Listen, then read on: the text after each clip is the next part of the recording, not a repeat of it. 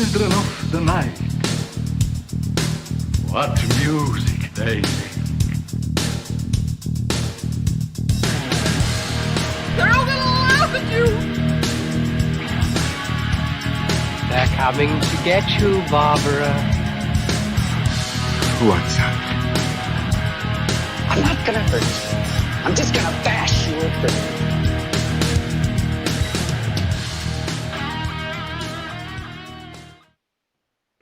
Welcome to Final Guys, the horror podcast that actually saved Private Ryan. I'm Jack, and with me are my two wacky hosts, Hunter Shea and Jason Brant. Ahoy, fellas! Hey, I shaved Ryan's privates. Well done. Hi. Done. So, Saving Private Ryan took place on D-Day, Normandy. We didn't watch that movie, though. We watched Overlord, and that's what we're going to talk about tonight. The prequel to Saving Private Ryan. Prequel. It's actually the adjacent movie. It's in the same universe. It would have been the Saving Private Ryan cinematic universe. But this is the untold story about the zombies. I knew it. Just off to the side. Tom Hanks versus Nazis. zombies in World War II would have been pretty cool. Yes. Now he's just battling diabetes. Oh, Tom Hanks has diabetes? He's got the beats. Oh my goodness. He's fine. he's gained and added so much weight for roles. It wouldn't surprise me.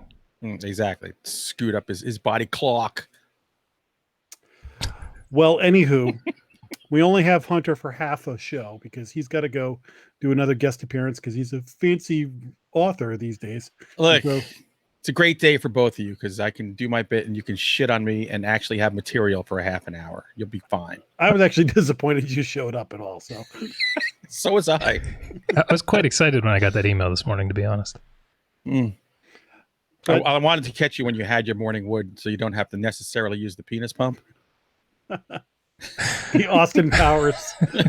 My incidental hard-on. Well, this is good. Go to another podcast and maybe 5 more people can learn about our show. Exactly. Actually, I'll be on the Armcast podcast. I'm stuck in Boston.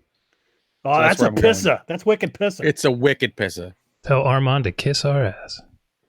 Exactly. It's got a good show. Armand works hard when he gets to the park. Get him in an armbar. Anywho, so we've got some folks, the finalists in the chat room, and they like to come up with drinking game rules for people who want to drink while they listen to the show. I think people probably want to do heroin or meth when they listen to the show. But if you're going to drink, what are the drinking rules? The words this week. You know what? I don't have that up, Jason. I have it. All right. Thank God. Let's see. Jack, your rules are Abrams, Flamethrower, and Joyland. Hunter, yours are Gore, Inglorious, and War. And mine are Cloverfield, Russell, and Experiment. And the bonus words are Nazi, Zombie, and Carnage. I knew Nazi was going to be a word. I think that Sheridan just loves that word. I already said it. So there we go. His local chapter made him put it in the drinking rules this week. I hate Illinois Nazis. Isn't he down where all the Nazis went to hide? Magneto. We'll find them. I don't know. After the day I had, I might follow the drinking rules tonight. We'll find out. I'm not even drinking tonight. It's all water for me tonight. Me too. Okay. Let's get to the news. Ready for news? Everybody ready? Yes. Let's say your piece before we go to the news. Anything? No. The Final Guys website's been really screwed up all week, so if you've been trying to get there to read reviews, it should be fixed in a day or two. It's been an insane issue with our provider, but it's almost fixed. So Would it be better if you guys would review our books, Jason and I, but whatever. Huntershay.com. Okay. Let's start with the sad news. As you all probably know, Stan Lee, the legend behind many of Marvel Comics' biggest names, has passed away at the age of 95. Excelsior, this man, co-creator really for such names as Spider-Man, the Hulk, Black Panther, Doctor Strange, Fantastic Four, and the X-Men. Pretty much like 2/3 of my childhood Yeah. came out of this guy's imagination. And now you're adulthood too. Yeah. Well, I never It's really passed it out through childhood. I never thought he'd die. He was one of those that when they're, oh, he's 92. I'm like, oh, but look at him. He's like, he's appearing on shows. He looks damn good. It's a shame too. I don't If you know. look up what was going on with him the last few years, there was some dark shit going on with his family and some weird caretaker guy or something. It was not good. That's disgusting. Yep. The tall one had a cool idea though. She wants all the Avengers people to show up in costume for his funeral. Thought that would have that'd been be awesome. super cool. That would be awesome. Well, Disney would probably stop him. We own the rights. Take that off. Yeah, it's a shame he's gone, but if anyone had an incredible run, it was him. Yeah. Oh my God. If we get a hold of that Infinity Gauntlet, we can bring him back with the Soul Stone. So Thanos snapped and he's gone. Just make mine Marvel. Yeah, so this guy is one of the legends, especially for people our age. And I never met him, but I saw him at like Comic-Con and stuff like that. And I know people who met him. So this was a big one. This was one of those, wow. When you think about the time, you guys are authors, so you go through this. There's like, it's hard to be original, right? Mhm. So these guys were writing comic books when there was nothing called Spider-Man or Batman, like all the like low-hanging fruit that they got, but so many of those could have gone wrong. If they like, you ever see the iterations of Batman that they almost used that were like he was like a part bat and stuff like that or whatever? Oh, no way. Or different. The fact that he nailed Spider-Man, making him a teenager with angst and real problems and things like that. Like, Yeah. Spider-Man could have been like a guy with mechanical, like Doc Ock, and it, Right. Never would have hit. So when you think about like they were there at the right place at the right time, and they nailed it. Him and Jack Kirby and all those guys. He's the man who created my first treasures. Like the first things I treasured were comic books. Like I burned all my Star Wars figures. I put M80s in my Planet of the Apes figures. I saved my comic books and put them in plastic, like starting at age 9, when I cherished those. And he gave those to me. I mean, it's just, you can't say enough the impact he's had on. Just the fact that in the 60s, not only was he coming out with good comic books, but the X-Men was all about racism. And so he had all these underlying tones in a time when not only were comic books crap, but he was doing something completely subversive with it while just creating cool characters at the same time. I mean, the guy was decades ahead of everyone else. Yep. He also created Machine Man, but we won't hold that against him. Devil Dinosaur. Everyone has their Swamp Monster Massacre. It's fine. I'm trying to bring it up every episode. Hey, that's awesome. Every time you do that, I sell one more book. Okay. So one of the shows that I am currently watching, and I'll probably be ready to report on it next week, is The Chilling Adventures of Sabrina. Ooh, yeah. I watched one episode. I'm not going to comment until I finish the whole thing. However, there was Sabrina news this week. So if you're a fan of this show and you've gotten through the first 10 episodes, there's going to be a Sabrina Christmas episode coming out. Let me see if I can find where it's coming out, but it's called Chilling Adventures of Sabrina, A Midwinter's Tale. December 14th, it's coming out. A lone It's a little- episode. That's interesting. Yeah. I like that idea. Yeah. Well, there is an episode that I just passed it in the current run. That's kind of the witch equivalent of Thanksgiving. So they'll have a Thanksgiving and a Christmas. It's one thing I always missed about 80s sitcoms, as bad as they were, they always had the coolest holiday specials, no matter what it was. It was always a Halloween, a Thanksgiving, and a yeah, Christmas. it was great. Hey, I always look forward to Roseanne's Halloween episode. This year's is going to be great when she comes out of the grave. I'm a vampire. I'm a zombie. When it's canceled and off the air, yeah. I'm the Overlord. Okay. By the way, ABC sucks for how they handled that. Yeah, whatever. You know There what? goes my development deal. Joe Rogan had Roseanne on his podcast recently, and I would suggest listening to that interview. It's very interesting. Is it 3 hours? It's 3 hours. It will pretty much, I listened to it, it will pretty much cement whatever your idea of her already is going in. If you think she's absolutely nuts, you're going to think she's absolutely nuts after you watch it. If you think she got screwed, you're going to think she got screwed. And if you think she's both, you're going to think that too. I think both. Yeah, I'm a hearty believer in both. It's a good listen, though. All right, my final piece of news. Guess what began filming this week? I'll tell you. Godzilla versus Kong. Finally. Finally. Some interesting people are in this movie. Alexander Skarsgård. Okay.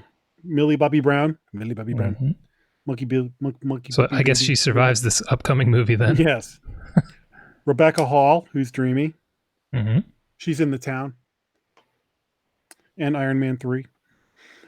Kyle Chandler. Kyle Chandler. I don't know who Is he that on is. Friends? Isn't Kyle a chick? He's like in is he Friday Night Lights guy? Never seen it. Ooh, yeah, I've never seen Friday Night Lights. Well, anyway, there's people. Oh, Eliza There's- Gonzalez. There's people. Eliza Gonzalez. She's the one who was in the From Dusk Till Dawn TV show. She played the Selma Hayek. Never Oh. saw it. She's in Baby Driver. Who? She must be pretty. Oh, I know who you're talking about. Who's She's directing it? I know the name, but I can't remember. You could look that up. Okay, I'll look that up. Cecil B. DeMille. Adam Wingard. Ah, that's okay. Yeah. Oh, Mr. You're Next? Hmm.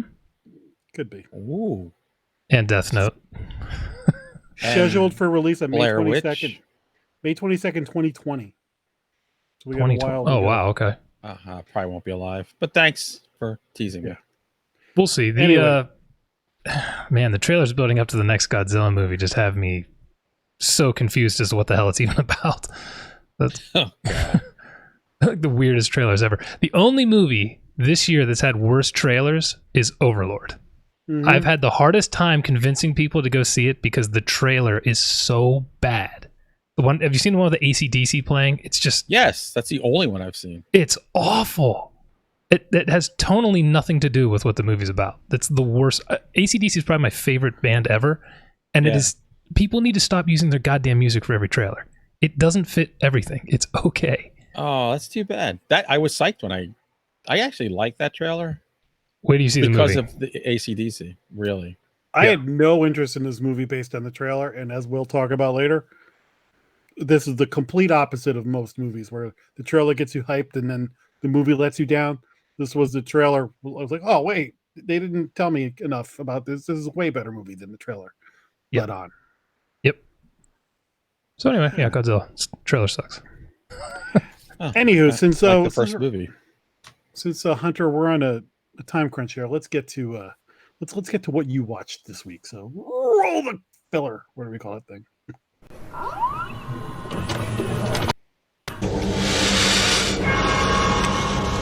We have such sights to show you. The filler has been rolled. That was some sweet filler. All right. Well, Oh, what'd you watch? okay.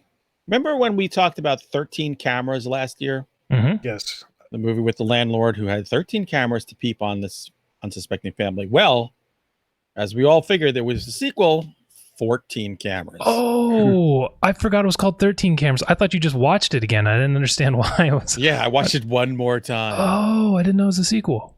It's the director's cut with the 14th camera. He's got 14 feet.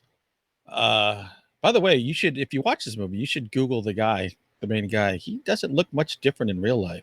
He's effing terrifying looking. Is he still oddly muscular? He is way ripped and jacked. I mean, even more so.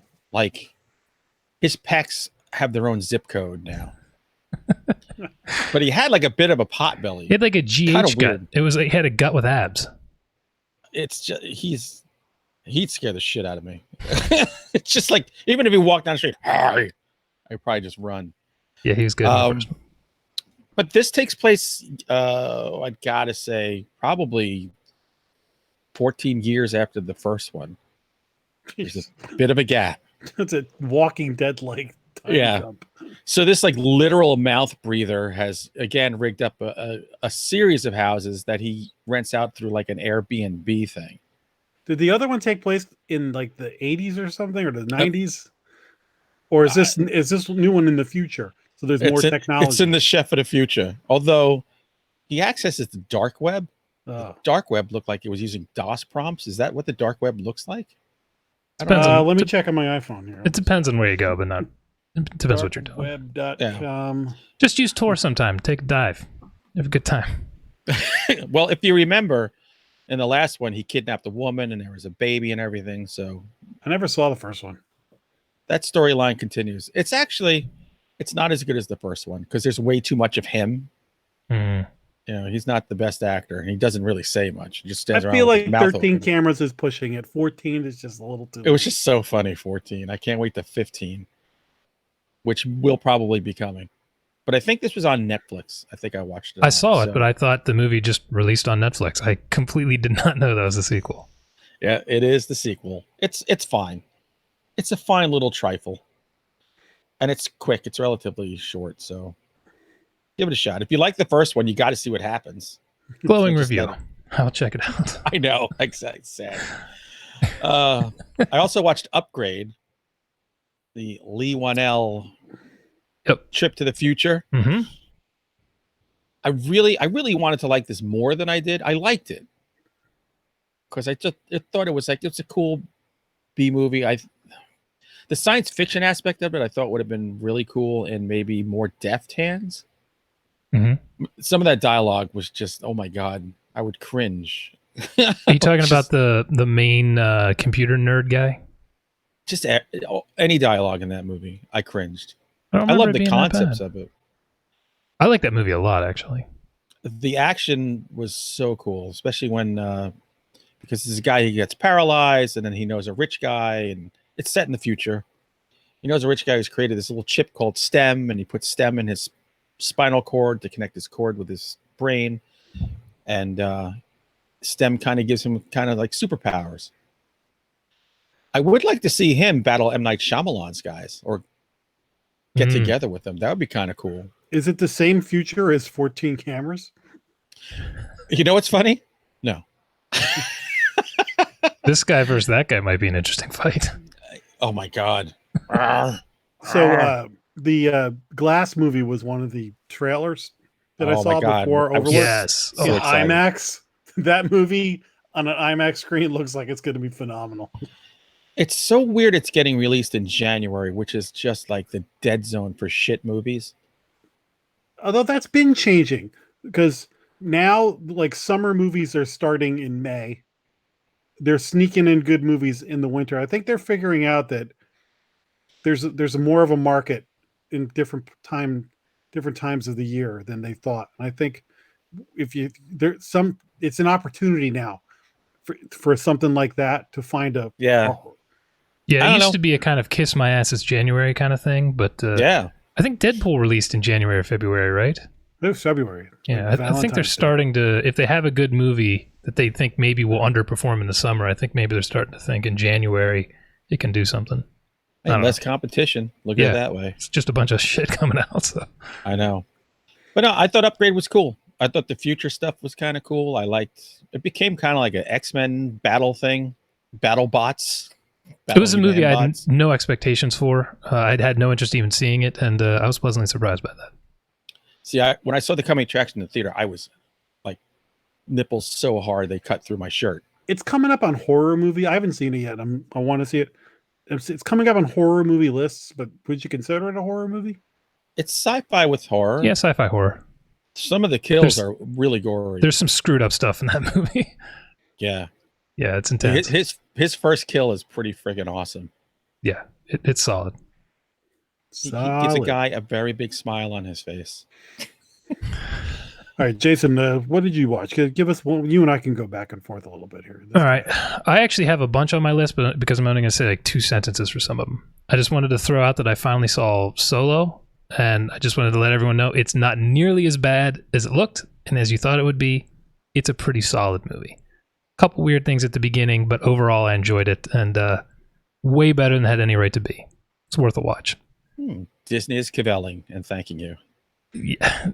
I think the stuff at the beginning that was weird too might have been from when they shot it earlier, because it. Did you just watch this movie? Yeah, last week. Okay, give yourself 2 weeks, and then you're going to be like, the more I think about that movie, the dumber it gets, and I'm actually angry that they did it. Okay. Wow. All right. Let it sink. Just think about how they smushed everything ever about Han Solo into one adventure or it's about to happen right after that movie. Yeah, that's some of my problem with it. Is there's some questionable things in there, but I mean, my expectations were so low that anything better than The Last Jedi I would have thought was decent. So second, I watched a movie I wanted to catch in the theater and didn't get to, Searching, starring John Cho and Deborah Messing. It takes place all on a computer screen. The guy's daughter goes missing, and he's trying to find her, and he has to break into her computer and look through her history. And this isn't a horror movie, but it's a damn good thriller. Really, with Deborah Messing? Yes. Are you messing enjoyed with us? This. I enjoyed this a lot. It was incredibly well made. It's, I don't know, maybe the third or fourth movie I've seen that takes place on a computer screen, and this is the best of all of them. And it's really not even close. Very solid. Like I said, not a horror movie, but a super solid thriller, and definitely worth a watch. When I think right now you can only buy it, so I probably wouldn't spend $15 on it. But when it comes down $6 or so, totally worth it. Find it in Redbox. Yeah. All right. Those are two. Okay. I watched the new classic. It's a found footage movie. Hunter, this one came up on our Halloween list from that book that we used. Oh God, that we were spinning the dice for. Yeah, 8213 Gacy House. Oh my God! It was on the Tubi TV thing, so I didn't have to pay to watch it. Was it a gay one? No, this is a lot of the horror movies with like numbers in front turn out to be gay themed horror movies. What? No, it was Gay C. It was Gay C. Gay C. Gay C. Gay C. C. You see. So this movie is it's the house that John Wayne Gacy lived in and stored bodies under was torn down. So it's in the house that was built on the property, whatever was rebuilt. So you're not technically in the Gacy house, but you're on the property. And this conveniently also has a crawl space under the house. And crawl spaces. It's this crew comes in to do a found footage movie. So it's a combination of security cameras and some handheld stuff. And it just turns into a typical kind of found footage movie with supernatural elements to it. So they go up here. What's that? Oh my God, is that a shadow? What did you hear? Some banging. Oh, I got touched. And then it escalates and escalates. And then there are just times where in their lives, like in the basement or something, like, John Wayne Gacy, are you here with us? Like they're just talking to. And there's a part of me, it's like when you're talking about like real serial killers that didn't happen all that long ago. There's a part of me was like, I'm a little uncomfortable with this, but it's so silly and so dumb. And then at the end, like all hell breaks loose. The typical found footage movie. I would not pay a dime to see this movie, but if you have Tubi TV and you're looking for a dumb found footage movie to watch, check it out. What is Tubi TV? Is that like Tubi time? It's Tubi time. It's one of those ones where you watch it and there's commercials. So it's an app, free movie, but every, I don't know, 15 minutes or so, you get a little warning, ad coming up in 6, 5, 4, 3, 2. And then, you've got like 2 minutes of commercial. So you go check your phone, go to the bathroom, get something to drink, whatever. Like you build in your I'm going to check my email and Facebook time around the ads. And, but yeah, this is not a great movie. Well, I'm gobsmacked with that title. I just can't believe this isn't a great film. I was so excited though, because this is one of those ones that's like, oh, there it is. I get to see what this dumb. What did the numbers mean? Did they ever like? It must have been. I assume it's the house number. Okay. Like 1313 Mockingbird Lane, but I don't know that for sure. I want you to watch The Haunting of Whaley House and tell me which is worse. Did I watch that or did I start watching it and turn it off? I haven't seen it. If you were self-preservation, you would have turned it off. There was one called Salem House or something that I definitely turned off. God, I'm at the point now. We would just watch the movie. We were trying to watch. It's like Psychopaths or something. It's on Amazon Prime or Shudder. And my wife's like, "Oh, we got to watch this." Larry Fessenden's in it for a little bit. We went 5 minutes in and we're like, "No," but that's great. because there's no real investment there. You didn't go to the store and pick it up and drive the whole way home. Right. Sheridan in the chat was commenting that Tubi TV is like network TV. The only difference really is that it's uncut, so you get your swears and your boobies and stuff along with commercials. So it's not like network TV in that it's not edited. Your swears and your boobies. All right, guys. I'm gonna move on to the next studio. Have fun. Tell Hang out Armand we with said Armand. hi. I will, and I will tell him to have us all on the show. Can't understand why. Bastard. You've been on it before, right, Jason? Yeah, 2 or 3 times. I can't remember. Yeah. Well, this time I'm going to try not to talk about testicles. I think the last time I was on, that's all we talked about. That sounds right. You'll never guess who instigated it. Knowing the two of you, that sounds right. That's a good keyword search. Testicular fortitude. All right, guys. Well, All right, later. Show. Catch you later. Bye. So now that he's leaving, can you believe this? Swamp Monster Massacre. What a turn. I'm in that book too. All right, so next up, I watched a movie he recommended a couple weeks ago. I finally got around to it on Amazon Prime called Bad Samaritan. That's a 2018, isn't it? Yeah, it's really new. It's 2 guys who are valets. When they drive your car to the garage, they go to your house using the navigation system, open the garage door, and rob you. But they rob you of just small little things so you don't notice you've been robbed. They don't take your TV or something like that. And they go into one house and a woman's being held hostage. And they are trying to figure out what to do. If they call the cops, then they get arrested for breaking and entering and stealing. And so there's a little bit of a moral dilemma for them.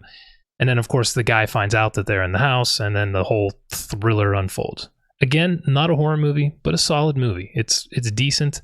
I think it's starring the guy who played Doctor Who. I've never watched Doctor Who, so I couldn't tell you for certain. David Tennant, does that sound right? Oh, he's that's Kill.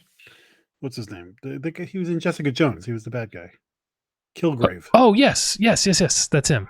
Was he also Doctor Who, or am I making that up? He was Doctor Who, and he was the new Peter Vincent in the yes Fright Night remake. Yes.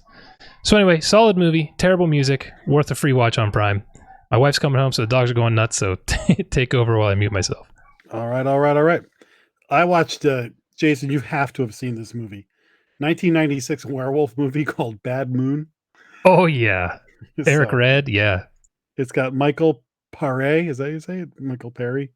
And Mariel Hemingway, the TV's original Wonder Woman. Really? Yeah, she was like on a TV movie of Wonder Woman. I haven't seen this movie in a long time. I just remember cool werewolf costume, god-awful werewolf transformation. Yeah, it's really funny to go back and watch because it's like some of the werewolf stuff is really great, and others it looks like you're in a Disney attraction, or but it was in the era of let's try stuff. You had the howling and all that, and so now they were like, let's try and take practical effects to somewhere else. It was a big giant werewolf, right? Super barrel chest. Yeah. So what happens is at the beginning of the movie, Michael Perry, whatever you say his name, is like in the jungle with like an army or something like that, and he's having sex with this chick in a tent, and a werewolf attacks the camp. His girlfriend gets like torn apart. It's awesome. He gets wounded. Then fast forward, he's back in the States living in a trailer in the woods, and Mariel Hemingway is his sister, and he has them come up to her sister, the sister and her son, and their dog Thor come up to visit him. That's right. And actually, I read about this afterwards. I guess there was a book or that this was based on or whatever, but the whole story was about the dog sensed that he's a werewolf and is trying to protect the family. And so I remember that. So then he ends up moving in with them. Like he puts his trailer behind their house, and then the whole thing is like he's killing people, and the dog is trying to protect the family, and blah blah blah, and cheesy werewolf effects. It's not a great movie, but it's a good, like, if you're looking for a dumb old werewolf movie to watch, it's that kind of like, it's like a drive-in movie, not a.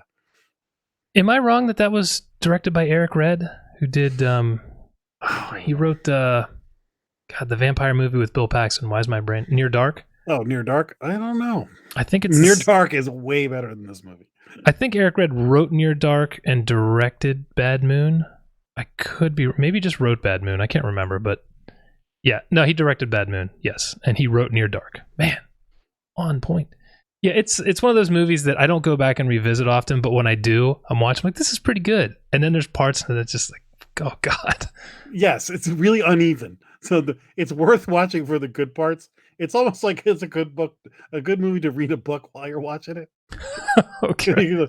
Well, yep, watch this part. Okay, they're talking. Go back. Oh, werewolf part. Watch it again. Doesn't it have the CG transformation, or am I not remembering it right? Like the really bad one? I don't remember there being a CG transformation. It seemed, but I could be. Maybe I'm mixing it up with Cursed or something. I could be wrong. It's been a long time. Cursed is a lot of fun. That's a dumb fun movie. That's another one that I just wish had been like it could have been more. That's actually, I like Cursed better now than when it came out because I can watch it nostalgically now because of the cast, like Judy Greer. I don't think I've seen it since. Did they ever do a director's cut or something? Because I know that movie was really chopped up. I don't know. I don't either. Well, speaking of crazy movies, my next one, I had to watch because of Overlord. Because of the tonal shift halfway through Overlord, where it just becomes this completely different movie. There's another one that's the all-time classic of complete shifts in the middle of the movie that I wanted to revisit. 1996 is From Dusk Till Dawn. Speaking of... Yeah, this movie is so ridiculous. It should not be good, but I freaking love it. It's so much fun. The cast alone, I hadn't seen it probably since college. We're talking George Clooney, Quentin Tarantino, Harvey Keitel, Juliette Lewis, Selma Hayek, Cheech, Danny Trejo, Tom Savini, Fred Williamson, Michael Parks, and even freaking John Saxon has a cameo in this movie. It's unbelievable. At the beginning, it's just this creepy, disturbing movie about these brothers doing terrible things. Yeah, it's like a weird heist movie but it's disturbing. Gangster road movie. Quentin Tarantino is so awful and creepy. It's almost hard to watch. His performance is really good. And George Clooney just chews up the scenery. I mean, it was just no holds barred, him saying ridiculous shit. But it's fun. I mean, that movie is like 2/3 of one thing. Then they get to the bar, and then it just goes off the wall. Completely different movie. Cartoony, snake-like Aztec vampires. Yep. And the violence, and first of all, the rules of the vampires make no sense. When you kill them, sometimes they melt, sometimes they explode, sometimes they are set on fire. It doesn't make sense. What kills them, I don't even know. So the Eli Roth show, The History of Horror, that's on AMC, this past week was about vampires. So there's a whole thing about Dusk Till Dawn. And one of the things they said about that movie was they made the vampire blood green because it kept the rating down. I believe if the vampire blood was red, that would have been like rated R. So that kept it down to PG-13. So again, and it ended up looking really good. Wait, are you talking X to R? Because there's no way this was PG-13. They say fuck so many times in this movie. Well, then I don't know, because he said it kept the rating down. So yeah, they might have been afraid for like an NC-17. I mean, that's probably it. I could believe it. I mean, George Clooney must say fucking this 75, 100 times. This is a fun movie. I love it. Rewatching it, I loved it again. Selma Hayek steals the show. I mean, wow. Every guy in that place is speechless, and every guy watching that movie had the same exact expression on their face during that dance scene. Yeah, it's a fun movie. Harvey Keitel is so great in this as this grizzled minister, which is such a fun character. It's 100% worth a rewatch. It was on Netflix, actually. So if you haven't seen it in a while, definitely worth a revisit. Cheech has like 2 roles in that movie. Yeah, I was waiting for them. He has a third. I didn't even remember. He's the guard at the border when they're trying to cross, who goes in and stares at Juliette Lewis while she's peeing. He's the guy out front selling the bar to bikers going by. And then at the end, he's the dude that shows up who takes George Clooney to... I forgot about the part with the where he was the guard. Yeah, he just keeps showing up in the movie. But it's a lot of fun. Do you have any others? Nope. Let's get to the main feature. I'm going to plug a book. I finally read Kill Hill Carnage by Tim Meyer. I don't remember how many books of his I read, 3 or 4 now. It's his best one. His writing he's really stepped it up. And this, to me, almost read like a Hunter Shea book because it's just insanity. Just complete insanity the whole way through. The killer cover is fitting, and good job, Tim. Everybody should check it out. I think it was only $2 when I got it on Amazon. Nah. It was a freaking steal. So nice job, Tim. Everybody go check that out. Kill Hill Carnage. That's it. Done. Excellent. All right, let's get to the main feature. You like scary movies? Uh-huh. What's your favorite scary movie? I don't know. You have to have a favorite. What comes to mind? All right. So this week we went to the theater. We saw Overlord, which originally was being pitched or sold as a potential Cloverfield movie. Thank God it wasn't. And it wasn't. So it's a bad robot, but J.J. Abrams did not direct this movie. Just produced it, I think. And it's a nuts. So the quick synopsis of this would be there are U.S. troops flying on their way to the D-Day invasion. And the guys that we're focusing on are on a side mission where they have to take out a radio tower to clear the way for the D-Day invasion to happen. So they're very important. And as they're parachuting in, they're getting shot at. They land in France, Nazi occupied, and they have to take out this tower. But there's something supernatural going on in this village, and it involves carnage and not quite zombies, but everybody keeps calling them zombies. Evil. Yeah, they're definitely not zombies, but they're close-ish. I kind of guess. Video game zombies. Yeah, it's like Wolfenstein zombies. Yeah. So you've been like going bonkers about this movie on Twitter. So let's hear your first impressions. Well, as I was saying earlier, I saw a trailer for this in front of, it might have been The Nun or The Predator or something, and it had the AC/DC playing, and I just thought it was awful. I wanted nothing to do with this movie. I couldn't believe how bad it looked. And then I started hearing some buzz. It came out at Fright Fest or something, I don't remember, and people were loving it. So it started raising my expectations. I'd been talking about it the last couple of weeks about wanting to go see it, and I gotta tell you what, this might be at the top of my list for the year. I freaking loved this movie. I just was blown. 15 minutes in, I turned to my wife and I said, this is so good. This isn't horror movie good. This is a badass, great movie just in general good. And I loved it. I loved the tonal shift. I loved the first 15 minutes are some of the best first 15 minutes in any movie I've ever seen.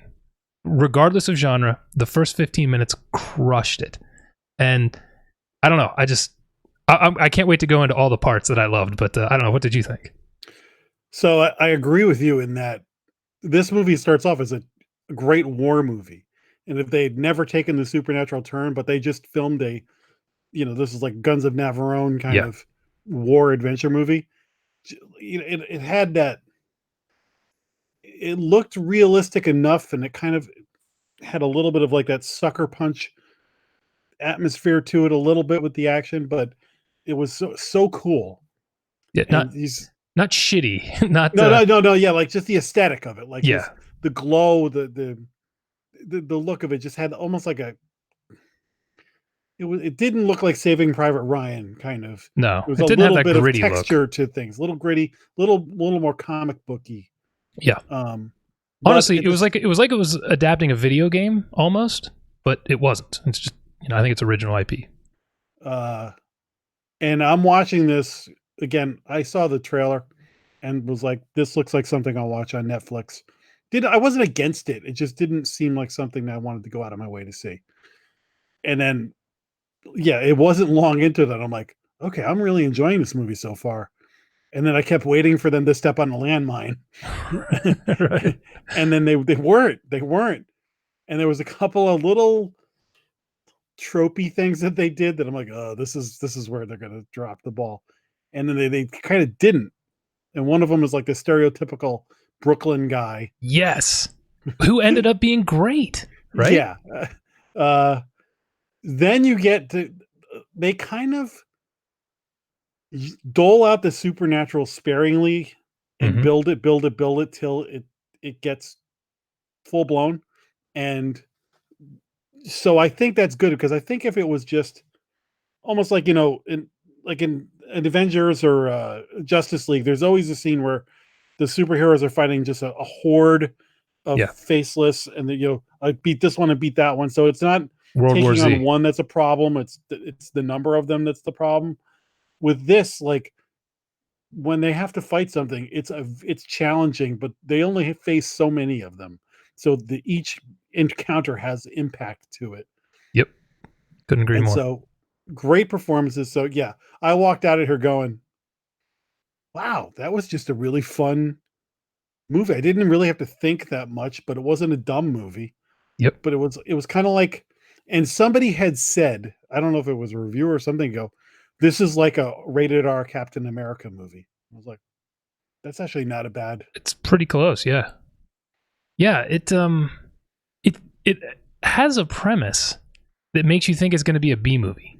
It's Americans versus Nazis and zombie creatures and shit. It sounds like something you'd see on the Sci-Fi Channel, but it takes itself completely seriously. It has tropes in it, but it turns those tropes into good characters, into good scenes, into good surprises. And I've only seen it once. I'm gonna have to go back and visit it again. I have to mull it over, but the script felt so tight to me. That the Brooklyn guy at the beginning, I turned to my wife again. I did this like 50 times when the movie was probably annoying her. I said, this is reminding me of the guy. We watched a movie for So Bad It's Good called SS Doom Trooper, which is just atrocious. And it had almost the same character, this Jersey dude. But in that, it's awful. And in this, the guy has a great character arc. Completely pays off throughout the movie. And it's fantastic. I did not know until afterwards that is Kurt Russell's son playing the tough guy in it. The demolitions expert guy. That's Kurt Russell's son. I had no clue. But now, having watched it, he was basically doing his Kurt Russell impersonation because he's just this hard as nails dude. There's a Snake Plissken thing going on with him. Yeah, it was very R.J. McCready. It's good stuff. He's great. I'd actually seen him in other things. He was in one of my favorite movies the last couple of years, Cold in July. And I had no clue that was him. I think I was reading a review after seeing the movie, so I want to know what other people thought. And holy shit, that's Kurt Russell's kid. That was great. So if they're ever going to remake Escape in New York, he's got that performance in the bag. Is Goldie Hawn his mother? I have no idea. I couldn't say. I don't know. I don't know what their situation is. But and the other guy, I don't know if you ever watched Agents of S.H.I.E.L.D., but the photographer is really? from Agents of S.H.I.E.L.D., and he plays I think he's an Irish guy in Agents of S.H.I.E.L.D. So I kept going, is that him? Is that him? And it is him. Sheridan is saying Goldie Hawn is his mother. Well, there you go. Go ahead. I want to say something about the cast. The female French actress, holy crap, was she good? And her character was the shit.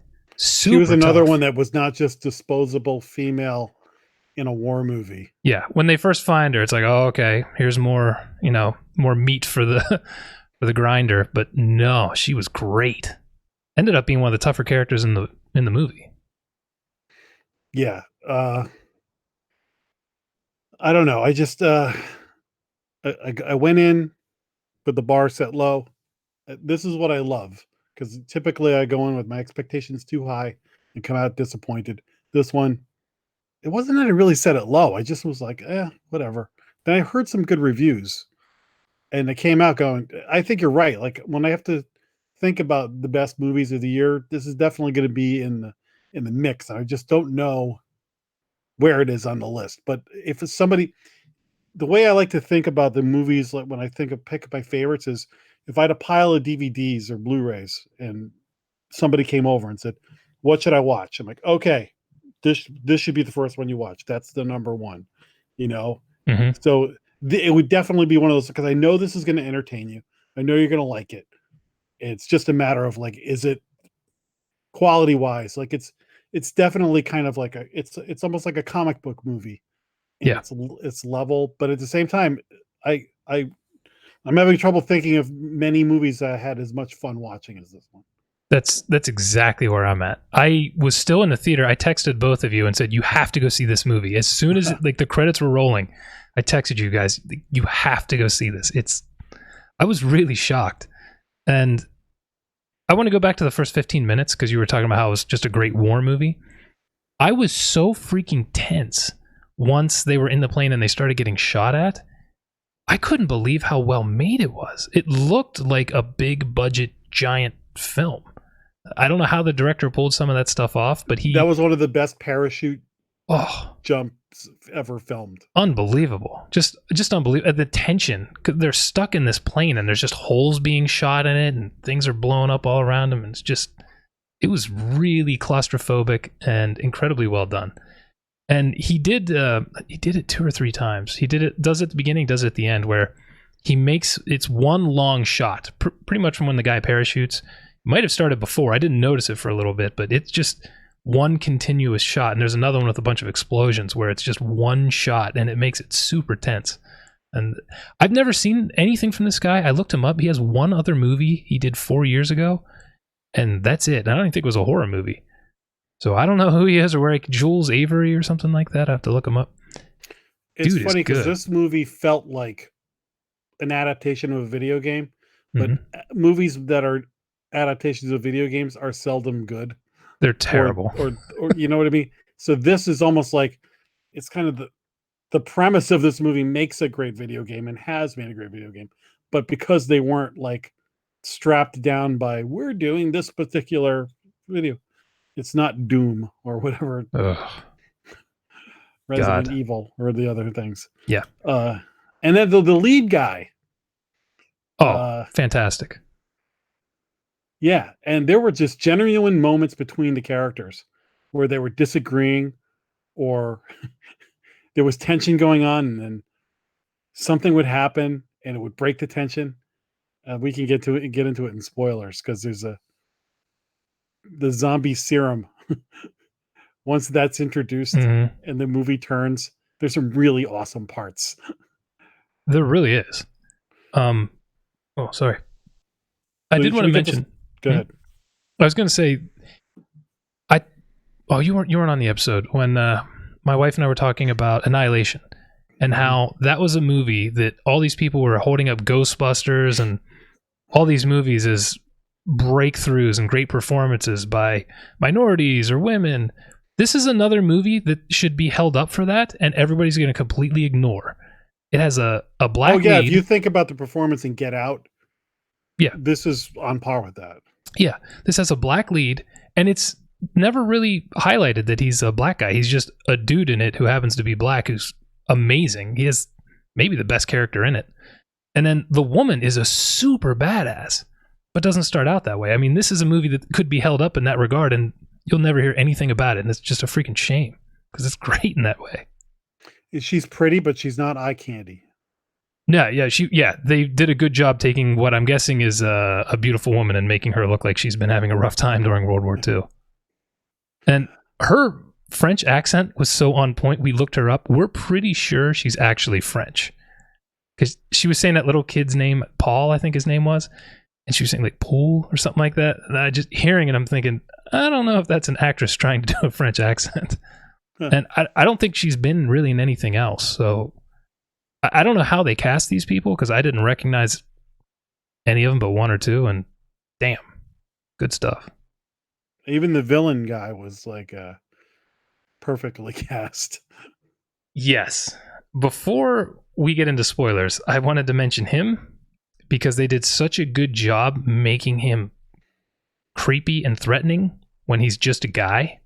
And then as the movie progresses and things get out of control, it just amps that factor up. And he was great. But he was not, though, parody. No. Nazi. Like, because there was a moment where I'm like, all right, he's going to do like the beginning of Inglourious Bastards impression.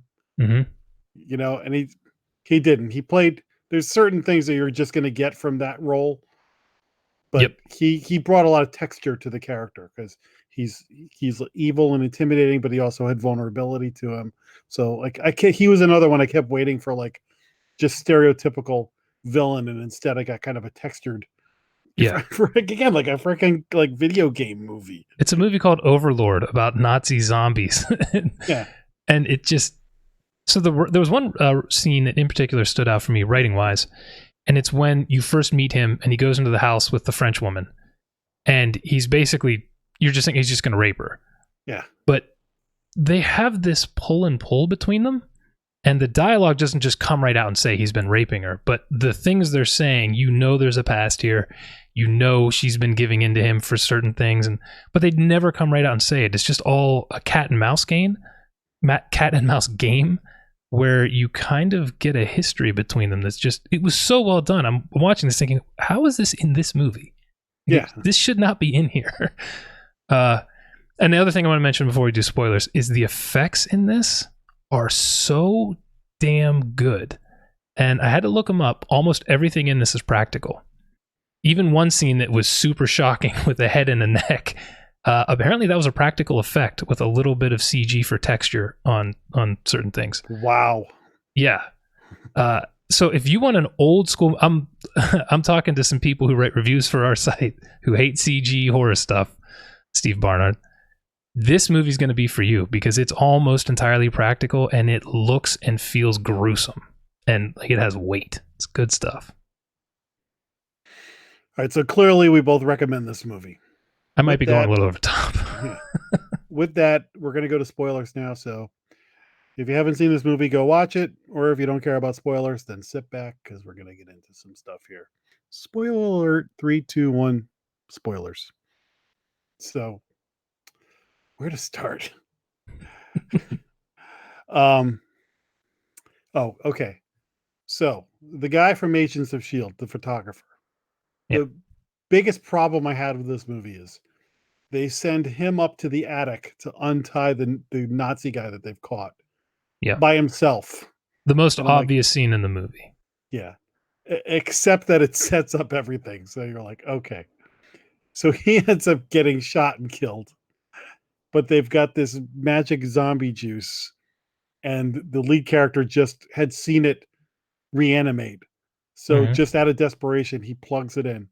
And all of a sudden the guy like sits up and he's like, hey, doesn't even hurt. Whatever. I'm thirsty. And it was this comedy that was escalating into horror so well. Yeah. Because they played it for laughs, but not too much, not too much. And then he starts to mutate and things like that. And you're kind of laughing and panicking at the same time. You're like, oh crap, what's gonna happen? That scene is so good. Yeah. It goes from you're laughing to you're laughing in your tense, and then you're just completely horrified by the end of it. It's what's happening. Again, that's a scene I'm watching this thinking, what the hell is this doing in a movie called Overlord that no one is going to go see? It started so subtly, too. He feels good. He's drinking water, and then he just crushes this metal canteen. And he says, huh, or something like that. And that's just the beginning of the end for that guy. Mm-hmm. But that effect there where his head snaps back, apparently that was all animatronic. That was a puppet. And they just put some CG on for texture and maybe like bone sticking out or something. But that shocked me because it shocked me when I saw it, and then learning it was animatronic was real shocking.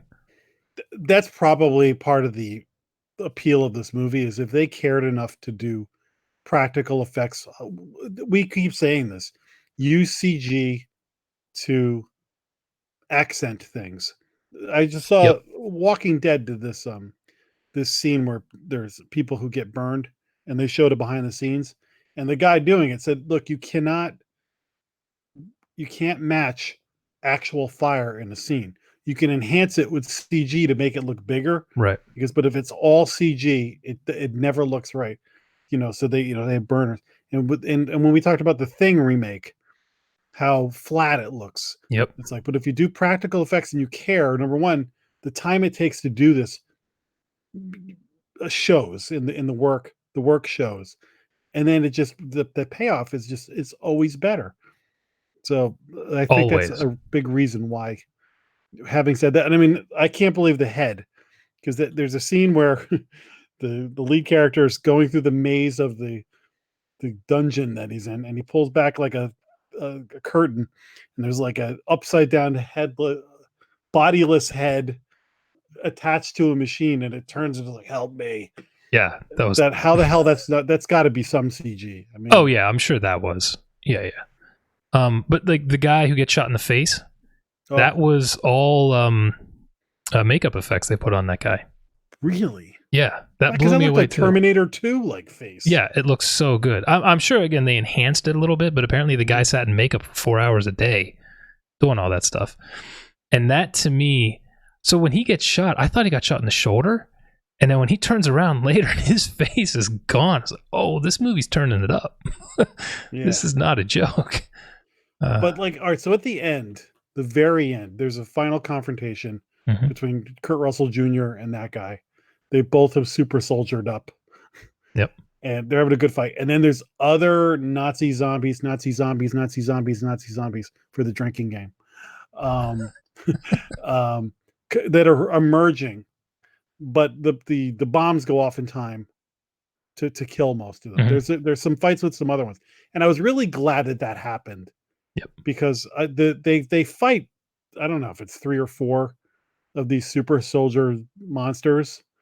But I felt like if you went through too many of them, it would have got old, it would have got repetitive, or would have been unrealistic that they could have handled that many. So I thought the threat of them coming was great, but I thought the restraint they used on that was well done. Yeah, I agree.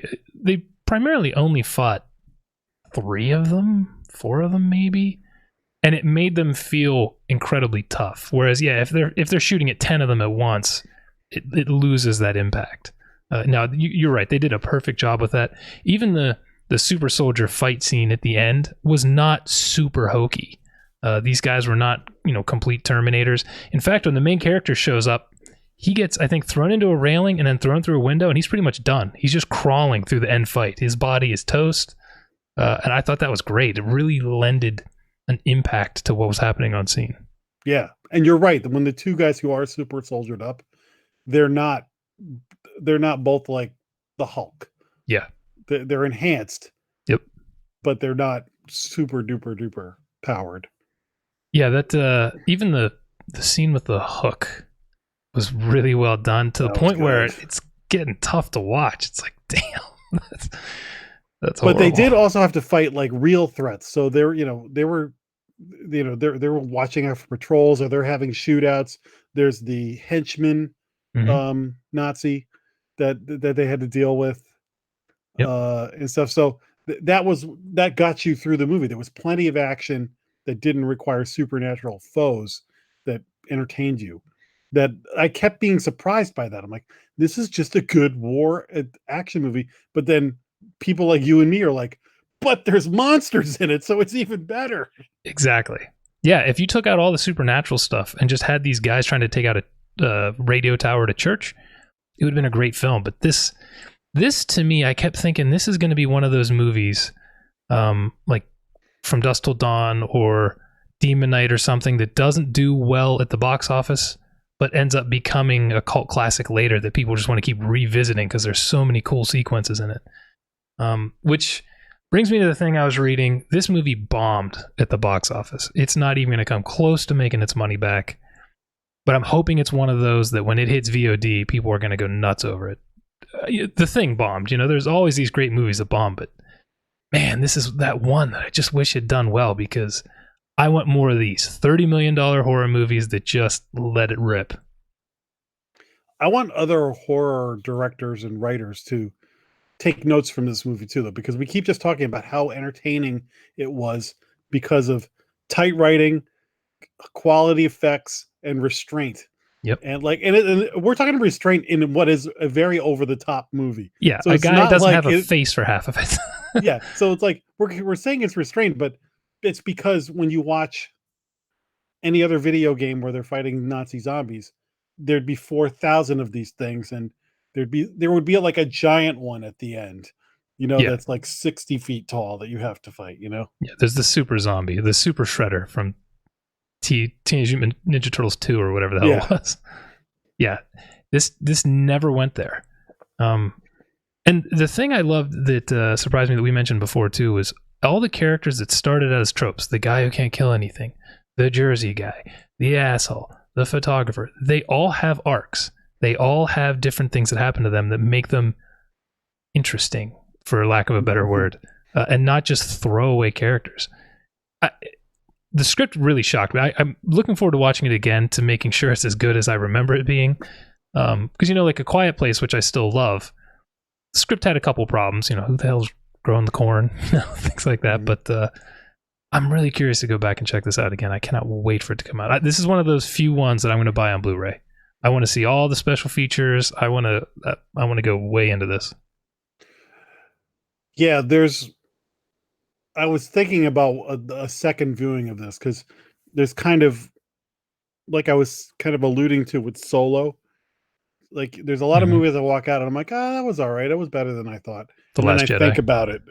Yeah. And the more I think about it, the less I like it.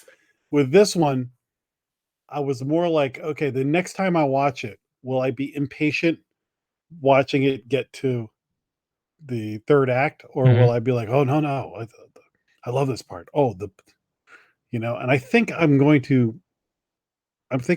this will be a complete movie that I'll want to go back and watch the whole thing from. I could see owning it, or at least revisiting. This will be one of those ones like, oh yeah, it's October. I'm watching Overlord. That's the way to kick.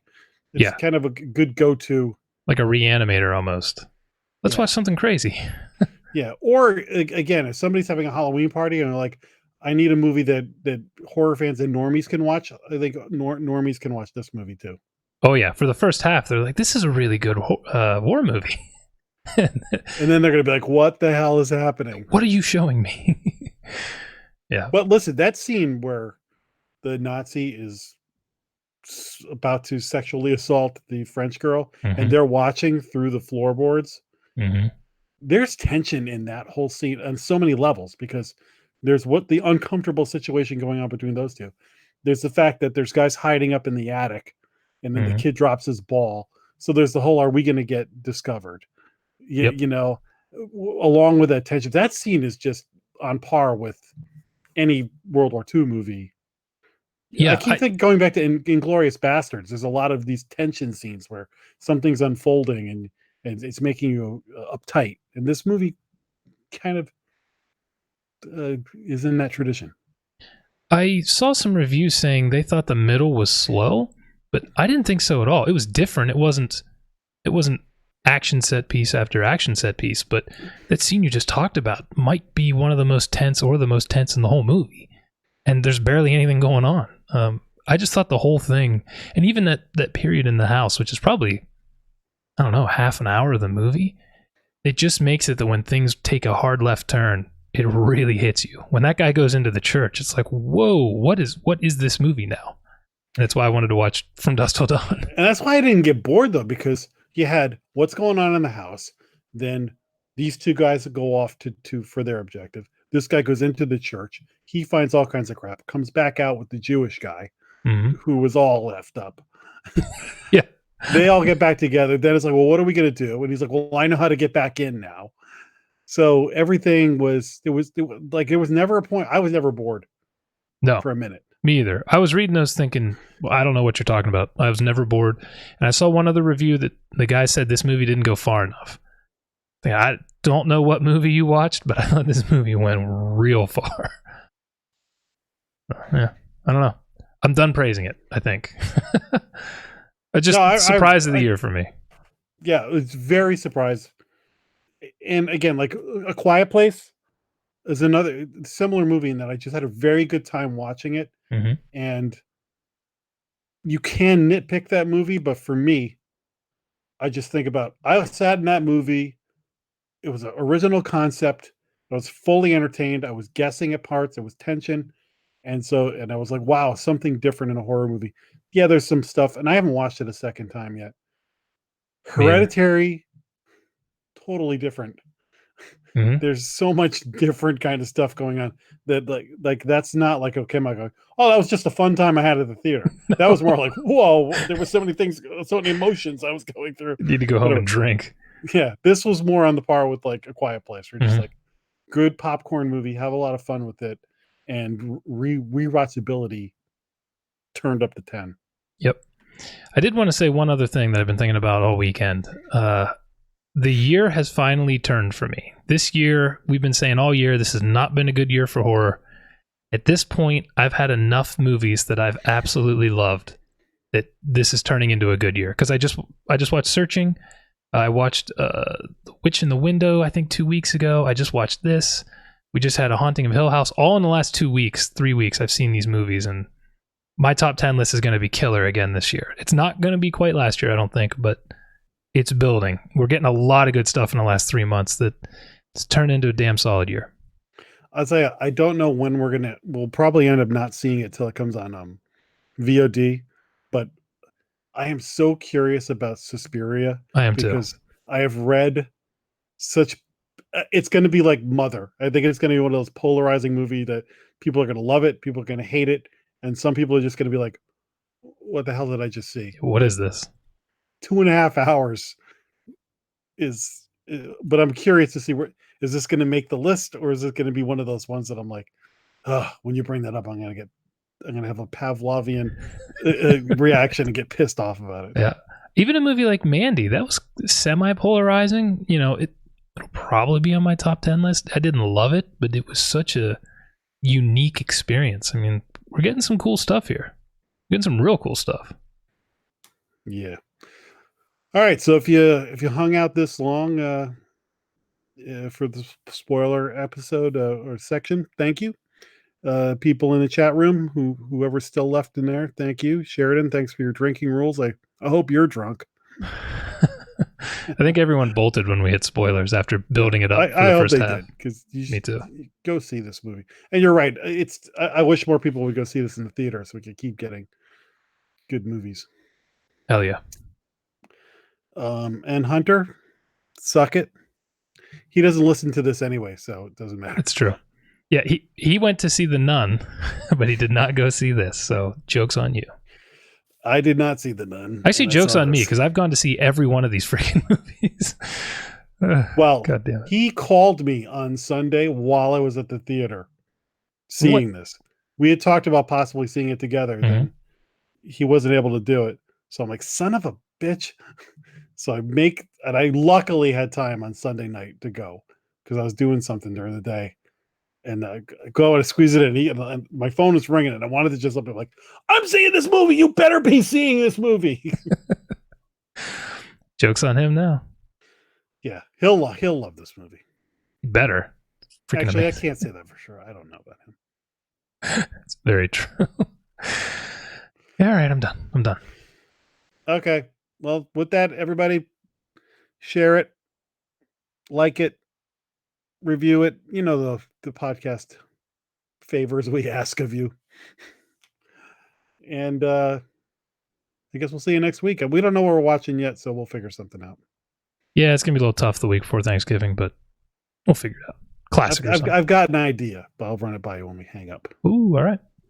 Bye. See y'all.